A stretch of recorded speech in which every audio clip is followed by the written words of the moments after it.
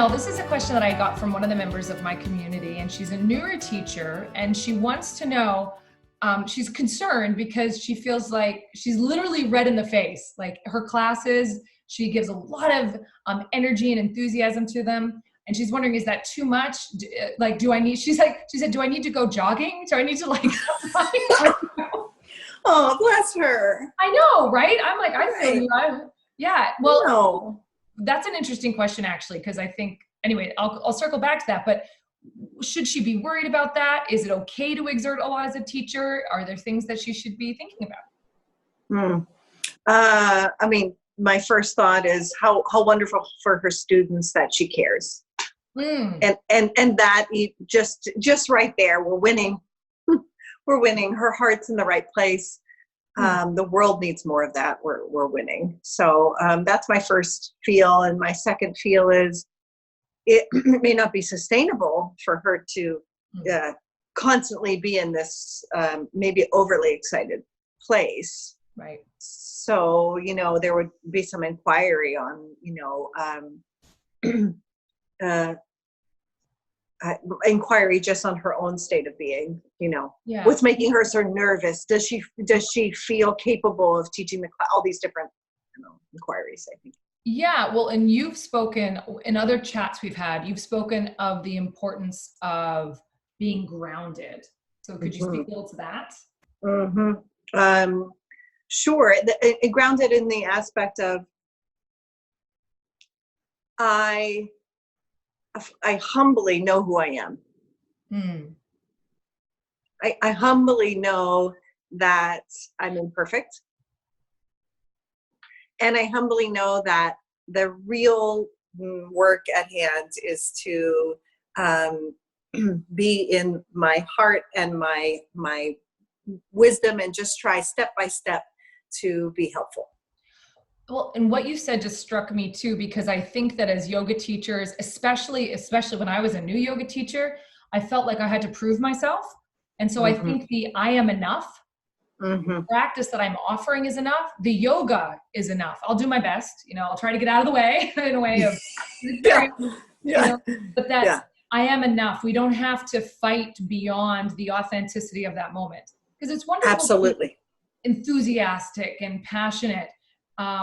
But it also needs to be connected to us not being like, I used to teach like a crazy person and be in my head and be like, and like not be anchored, like you've spoken so eloquently about. So it's like, is that connected? Yeah. I always think of, I think in one of our previous talks, it's like, hey, I got this. And if you don't like this, I got this. I got something for you. I got some good shit. Yeah. And so it's like being enough, which does take time and takes just like the compassion we hope our students are having with themselves, and we need to have compassion for ourselves. And then also it's like, okay, if it's not sustainable for her as a person to maybe consciously add pauses, add silence, just so she can check in. If she's like, I don't even know, or, That's a great idea to do. Yes. Excellent. And you know what I was thinking too? The only times that because I've gotten winded teaching for sure, but usually it's if I'm demoing. So I'd be curious. If you're what? Say that again. Usually I would get winded if I'm demoing the poses. Oh yeah. So I would say, if you find that you're exerting in your classes, to check in and notice if you feel compelled to demonstrate, because demonstration should really only be done when it serves the students in front of us, not because we feel enthusiastic, but only to really, because they either don't get it or it's too complex and so a visual is helpful, but not to feel that we need to demonstrate the whole class at all. In fact, I think that's counter to our intention often. Yes, I totally agree. I mean, what a absolute fantastic point. Yeah. And yes. So maybe it's time for her as well, if that is the case, which sounds very practical, to begin to look at how much she's demoing and pull half of it out. Yeah. That is it's such a good and scary thing to someone who demos a lot, because it's a tool that sometimes we use, especially when we're new, to stay embodied and to and to be able to cue and to make the link between what's going on in our body and being able to articulate it. But it's a wonderful challenge if you're someone who likes to demo, to not demo at all. To say, this entire class, I will not. Yeah. These are some great practical tips. I think the pause that you said, to pause and check in, to add silence, to remove the demonstrations, slowing down generally is a great idea.